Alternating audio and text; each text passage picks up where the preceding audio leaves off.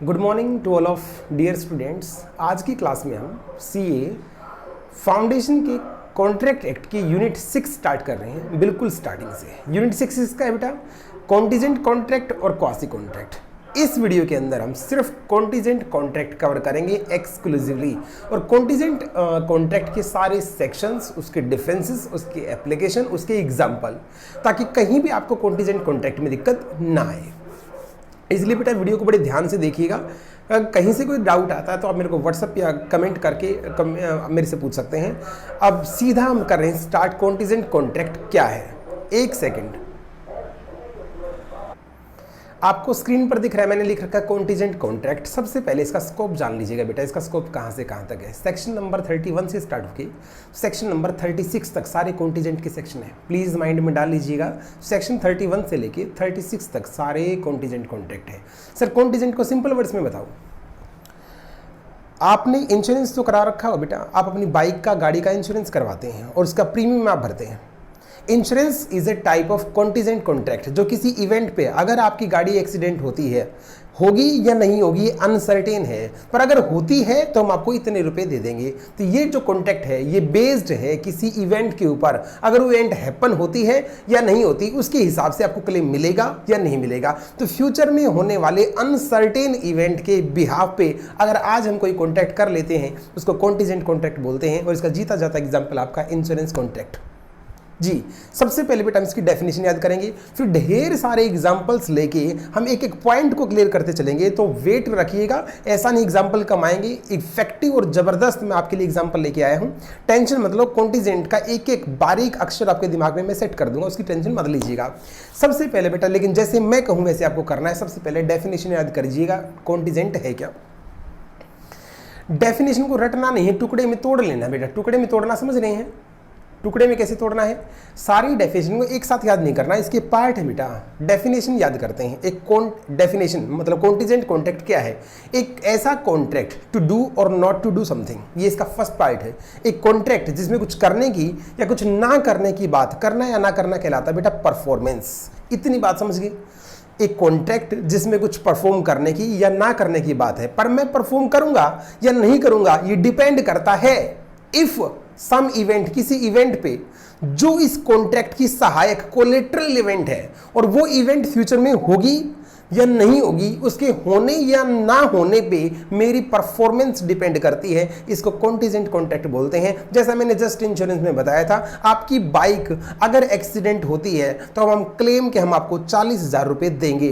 जो कंपनी 40,000 रुपये देगी ये परफॉर्मेंस है, पर ये 40,000 रुपये देना या ना देना डिपेंड करता है इवेंट पे। कौन सी इवेंट? आपकी बाइक एक्सीडेंट होगी या नहीं होगी। इट मींस जो होना या ना होना जो इवेंट है उसको कोलेटरल इवेंट बोला जाता है, और जो कंपनी को उस होने या ना होने पे परफॉर्म करना होता है वो कॉन्ट्रैक्ट बोला जाता है। मेरी बात समझिए बेटा, हमने डेफिनेशन को दो पार्ट में तोड़ लिया। फर्स्ट पार्ट बोलता है एक ऐसा कॉन्ट्रैक्ट जिसमें टू डू और नॉट टू डू। फटाफट बोले, एक ऐसा कॉन्ट्रैक्ट जिसमें टू डू और not to do something, but किसके ऊपर डिपेंड है? If some event collateral to such contract does और डज नॉट हैपन, कुछ होना या ना होना। फटाफट बेटा चलते हैं आगे। इंडेमनिटी के कॉन्ट्रैक्ट, इंश्योरेंस के कॉन्ट्रैक्ट, गारंटी के कॉन्ट्रैक्ट इसी कैटेगरी के अंतर आते हैं। सर गारंटी समझ में नहीं है। राहुल मेरी शॉप पे, मैं मान लो एक दुकानदार हूं बेटा, और मेरी दुकान है कपड़े की। राहुल मेरे पास आता है और 50,000 रुपये का कपड़ा उधार ले लेता है। जब इसने उधार लिया तो मैंने कहा, बोला भाई हम आपकी उधार नहीं कर सकते, हम आपको जानते नहीं। तो इसने कहा अगर मैं किसी की गारंटी दिलवा दूं तो। मैंने कहा दिलवाओ। अब इसने सचिन की गारंटी मुझे दिलवा दी। अब ये बोलता है, सचिन मेरे को फोन करता है, सचिन के साथ मेरी अच्छी रिलेशन है। सचिन बोलता है वेद सर आप इसको सामान दे दो। मैंने कहा मैं तो इसको नहीं जानता भाई। कहते हैं अगर ये सामान के पैसे ना दे तो मैं गारंटी देता हूं आपको, मैं पैसे दे दूंगा। अब बड़े ध्यान से समझना बेटा, जो गारंटी सचिन ने दी है वो गारंटी के पैसे उसको देने पड़ेंगे या नहीं देने पड़ेंगे डिपेंड करता है इस बात पे क्या राहुल पहले पैसे देगा या नहीं देगा। प्राइमरी लायबिलिटी किसकी है? राहुल की। तो किस राहुल पैसे देगा या नहीं देगा ये सचिन को भी नहीं पता। उसके हैपन या डज नॉट हैपन के बाद उसकी लायबिलिटी निकल के आएगी। तो गारंटी के कॉन्ट्रैक्ट, क्षतिपूर्ति के कॉन्ट्रैक्ट, इंश्योरेंस के कॉन्ट्रैक्ट, ये सारे कंटीजेंट कॉन्ट्रैक्ट में आते हैं जो किसी ऐसी इवेंट पे बेस्ड होता है जो फ्यूचर में होना है और जिसका होना या ना होना हमें पता नहीं है। जी सर। सर कोलेट्रल का मतलब क्या है? कोलेट्रल एक इवेंट जो कोलेट्रल है, जो सेकेंडरी है, जो सहायक है, ध्यान दें, ना तो वो परफॉर्मेंस है प्लीज और ना वो कंसीडरेशन है। मैं आपको इंश्योरेंस का फिर से एग्जांपल देता हूं, हमारे इंस्टीट्यूट की बुक में दे रखा है। ए बी को बोलता है अगर आपका घर जल जाता है, जैसे इंश्योरेंस में होता है, अगर आपका घर जल जाता है तो हम आपको 50,000 रुपये देंगे। प्लीज ध्यान सुनना बेटा, घर जलेगा या नहीं जलेगा ये कोलेट्रल इवेंट है, ये कोई परफॉर्मेंस नहीं है। परफॉर्मेंस क्या है? अगर घर जल जाता है तो मुझे 50,000 रुपये देने पड़ेंगे, ये 50,000 रुपये देना या ना देना ये परफॉर्मेंस है। तो कोलेट्रल कोई परफॉर्मेंस नहीं है और घर जलना या ना जलना किसी की विल पे डिपेंड नहीं है और ना ये किसी एक बंदे या दूसरे बंदे के लिए कंसीडरेशन। जिसका घर है वो भी नहीं चाहता वो जले और जिसने कमिट किया है वो भी नहीं चाहता घर जले। इट मींस ना ये कंसीडरेशन है ना ये परफॉर्मेंस है। तो कोलेट्रल के लिए आप क्या याद करेंगे? Neither it is not A performance promised under a contract, ना तो ये परफॉर्मेंस होती है और ना ये होती कंसीडरेशन। किसी भी पार्टी के लिए कंसीडरेशन नहीं होता। फटाफट अब तक की बात रिवाइज करें। Contingent contract is a contract to do or not to do something if such event collateral to such contract happen or does not happen। collateral का मतलब क्या होता है आप बताइएगा फटाफट। ना तो ये परफॉर्मेंस होती है और ना ये कंसीडरेशन होता है। एसेंशियल्स एक पेपर में 2 या 3 मार्क्स का लिखना आ सकता है बेटा कि कंटीजेंट कॉन्ट्रैक्ट के लिए कौन सी 4 चीज़ें जरूरी होती हैं। जो इवेंट है ना वो इवेंट ही इसका आंसर है। जो आग लगना या ना लगना है ये ही इसका आंसर है। एसेंशियल देखिए 4 है। कॉन्टीजेंट कॉन्ट्रैक्ट हमेशा डिपेंड करेगा किसी इवेंट पे, तो सर्कल कीजिएगा बेटा इवेंट पे। और जो इवेंट है ये मेन इवेंट नहीं होती, ये कोलेट्रल होती है। मेन तो बेटा परफॉर्मेंस होती है। मैं तुझे 50,000 रुपये दूंगा ये है परफॉर्मेंस, लेकिन डिपेंड किस पे है? कोलेट्रल पे। जो सेकेंडरी होता है सहायक होता है। तो जो इवेंट होती है वो क्या होती है? कोलेट्रल होती है।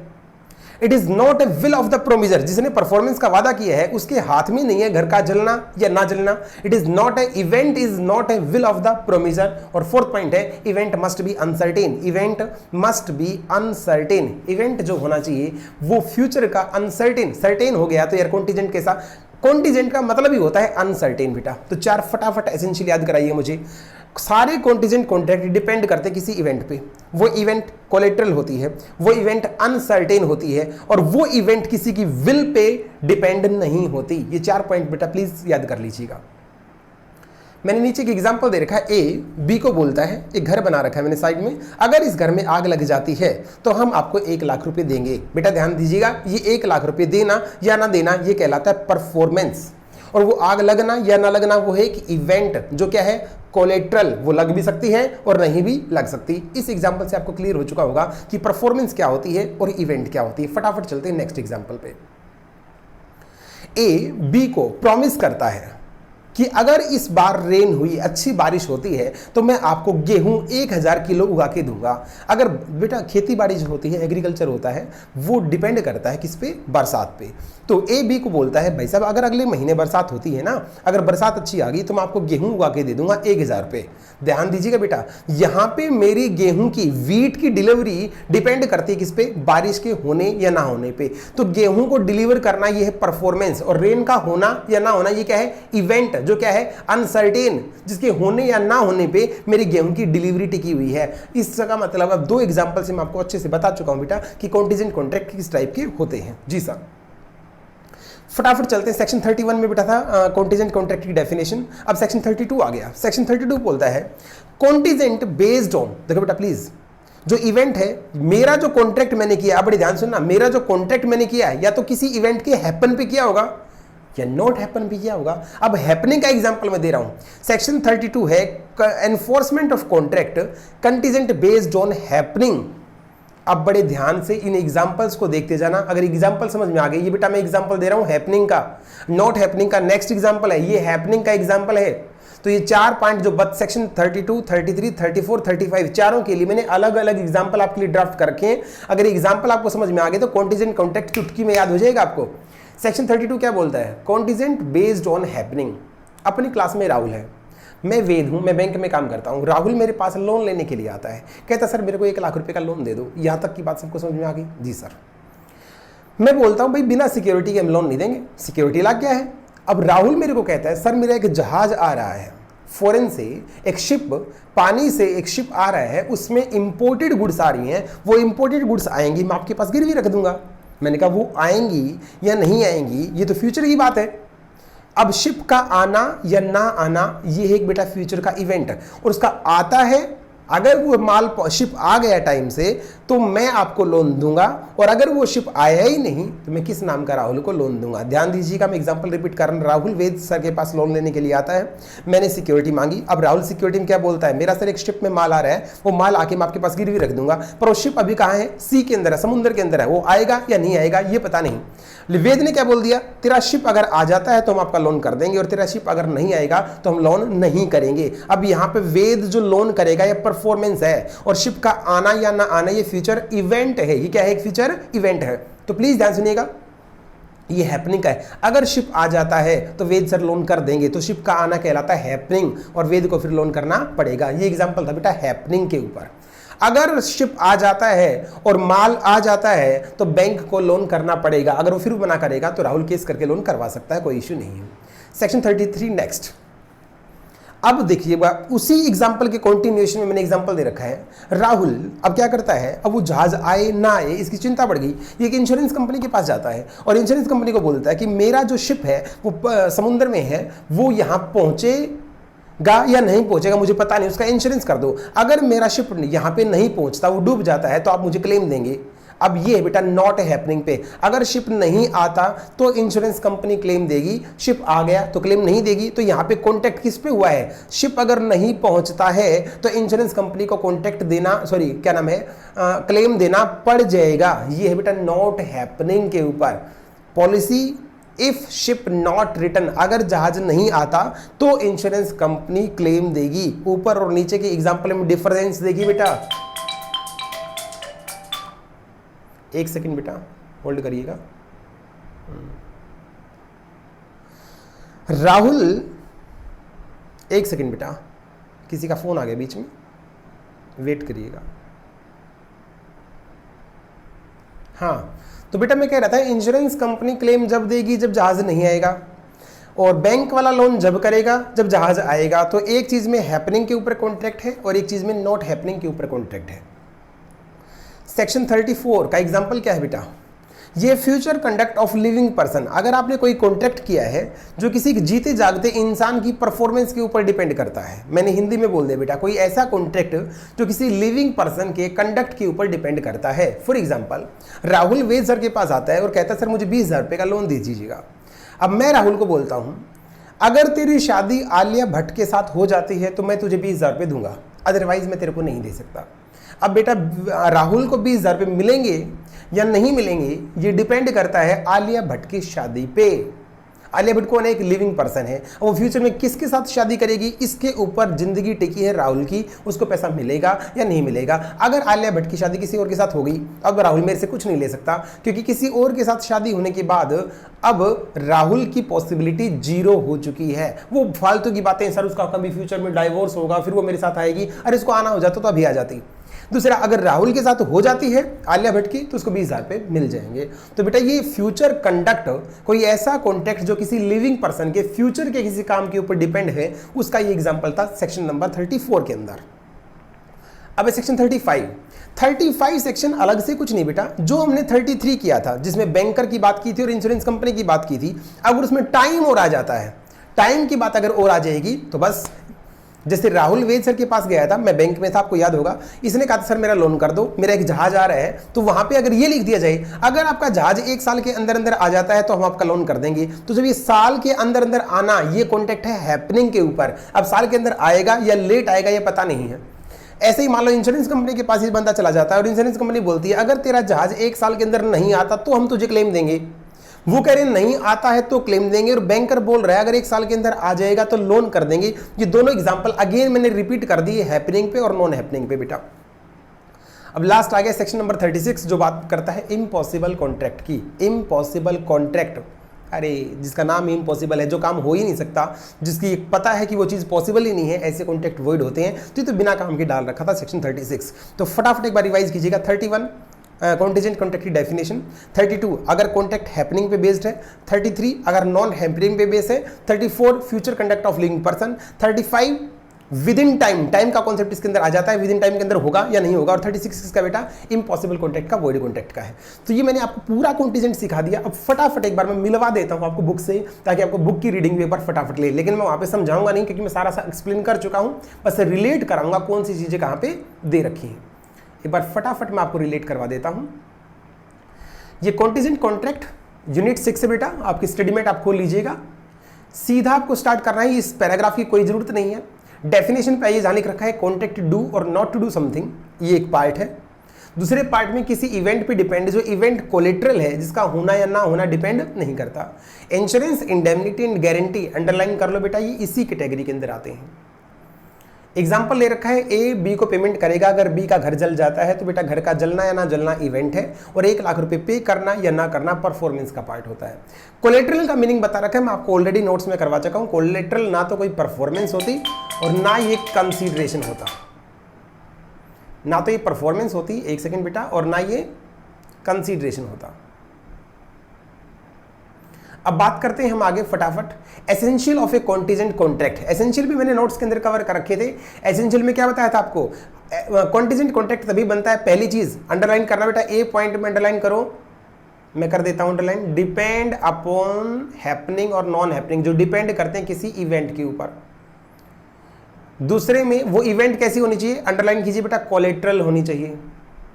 तीसरे में ये जो इवेंट है वो किसी विल पे डिपेंड नहीं होनी चाहिए, उस पर किसी का राइट नहीं चलता। और फोर्थ है, इवेंट मस्ट बी अनसर्टेन। तो चारों पॉइंट को बेटा अलग से कॉपी में नोट डाउन करके रखिएगा। एसेंशियल पेपर में 4 मार्क्स का, 2 मार्क्स का थ्योरी का पेपर क्वेश्चन आ सकता है। रूल्स रिलेटिंग टू एनफोर्समेंट, ये इसमें सेक्शन बताएगा 32, 33, 34, 35, 36। लास्ट बताओ 36 इसका बेटा, ये है आपका इम्पॉसिबल कॉन्ट्रैक्ट का।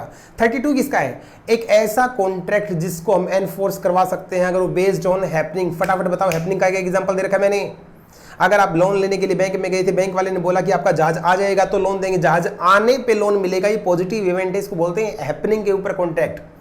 दूसरा सेक्शन 33, एक ऐसा कॉन्ट्रैक्ट जो बना है नॉन हैपनिंग पे। नॉन हैपनिंग समझ गए ना, इंश्योरेंस कंपनी ने क्या बोला था, अगर आपका जहाज डूब जाएगा, नहीं आएगा तो हम आपको पेमेंट करेंगे, इसको बोलते हैं नॉन हैपनिंग पे contract.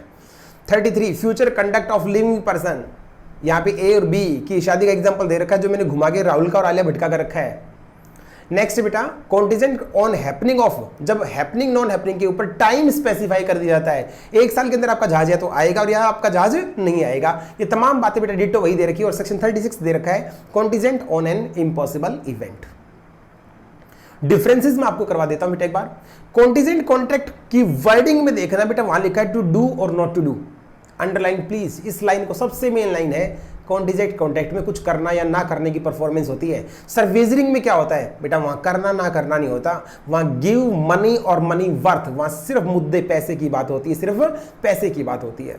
A wagering agreement is a promise to give money, बेटा यहां पे टू डू और नॉट टू डू, और वहां पे गिव और not to give, to do और not to do, give money और नॉट।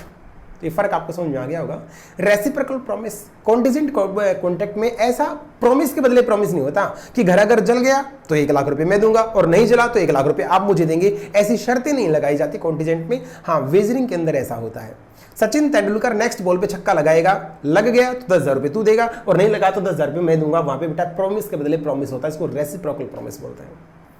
कॉन्टिजेंट कॉन्ट्रैक्ट भी अनसर्टेन इवेंट पे होता है, वेजरिंग भी अनसर्टेन पे होता है, पर यहां पे अनसर्टेन कोलेट्रल सेकेंडरी होती है, और वहां पे कोर फैक्टर होता है, उसके अलावा कोई फैक्टर डिसाइड नहीं किया जाता। छक्का लगना या ना लगना, इसी पे आपकी हार जीत तय होती है। नेचर ऑफ कॉन्ट्रैक्ट, सारे कॉन्टिजेंट कॉन्ट्रैक्ट वेजरिंग नेचर के नहीं होते, पर सारे वेजरिंग कॉन्ट्रैक्ट कॉन्टिजेंट नेचर के होते हैं। कॉन्टिजेंट कॉन्ट्रैक्ट को लॉस और गेन की दृष्टि से नहीं देखा जाता, यहाँ प्रोटेक्शन दी जाती है, सुरक्षा दी जाती है। जैसे इंश्योरेंस कंपनी में सुरक्षा देती है, वो फायदा नुकसान नहीं देखती। वेजरिंग कॉन्ट्रैक्ट में एक ही बात होती है, या तो लॉस की या गेन की।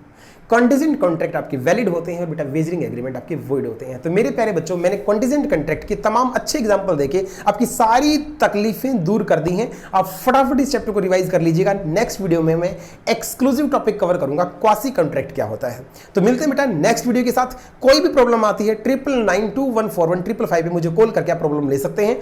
घर पे रहिएगा, सुरक्षित रहिएगा और पढ़ाई करते रहिएगा। जय हिंद, जय भारत।